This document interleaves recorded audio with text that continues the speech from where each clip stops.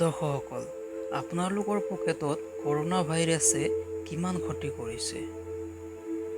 আপুনি হয়তো একো নাই বুলি ক'ব বা ক'ব যে আমাৰ চাকৰি গ'ল।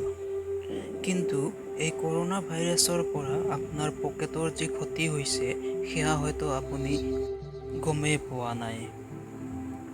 আপুনিও যদি সেইসকল ব্যক্তিৰ ভিতৰত পৰে যিসকলে কৰোনা ভাইৰাছৰ পৰা নিজৰ পকেটৰ কিমান খৰচ হৈছে গম পোৱা নাই, তেন্তে আপোনাক কৈ দিওঁ যে কৰোনা ভাইৰাছে আপোনাৰ পকেটত ২৭,০০০ টকাৰ ক্ষতি কৰিছে।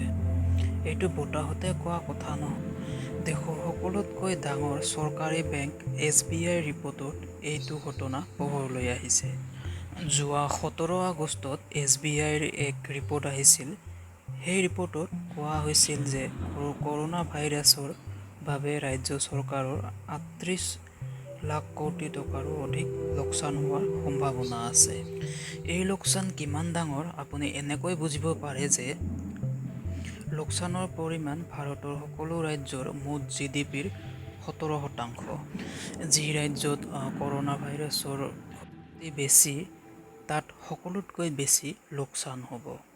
যেনে মহাৰাষ্ট্ৰত কৰোনা ভাইৰাছৰ মোটামুটি ৭ লাখ ঘটনা হৈ গৈছে। সেইকাৰণে সকলোতকৈ বেছি লোকচান ইয়াতে হ'ব। মহাৰাষ্ট্ৰত এই বছৰ GDPত ৫.৩৯ লাখতকৈও বেছিৰ লোকচান হ'ব পাৰে।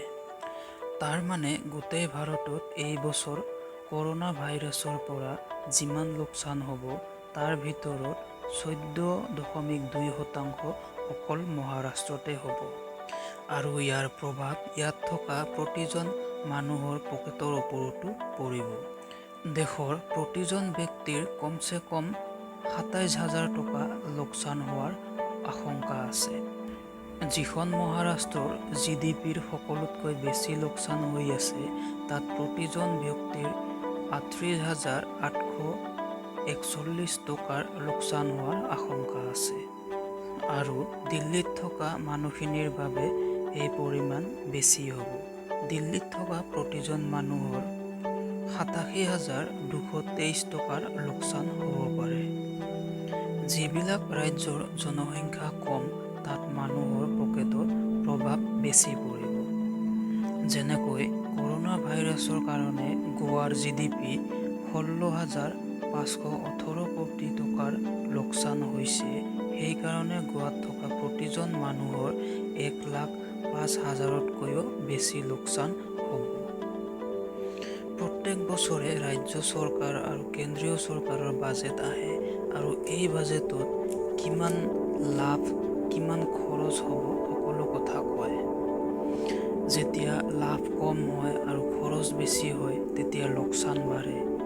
এই লোকচান পূৰা কৰিবৰ বাবে চৰকাৰে ঋণ লয়। ইয়াক ষ্টেট ডেভেলপমেণ্ট লোন বুলি কোৱা হয়।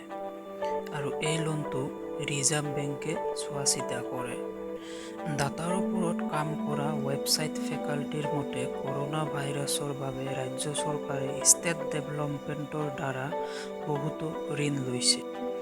ইয়াৰ ডাটা অনুসৰি এই বছৰ এপ্ৰিল আৰু জুলাইৰ ভিতৰত ৰাজ্য চৰকাৰে ১,৮৭,০০০ কোটিৰো অধিক ঋণ লৈছে। কিন্তু আগৰ বছৰ এপ্ৰিল আৰু জুলাই মাহৰ ভিতৰত চৰকাৰে ১,৩২ কোটি টকাৰ ঋণ লৈছিল। তেন্তে এই বছৰ চৰকাৰে আগৰ বছৰৰ তুলনাত ৪২% বেছি ঋণ লৈছে। সকলোতকৈ বেছি ঋণ এপ্ৰিল মাহত লোৱা হৈছে। এই বছৰ এপ্ৰিল মাহত ৰাজ্য চৰকাৰে ৫৫,৩৩২ কোটি টকাৰ ঋণ লৈছে।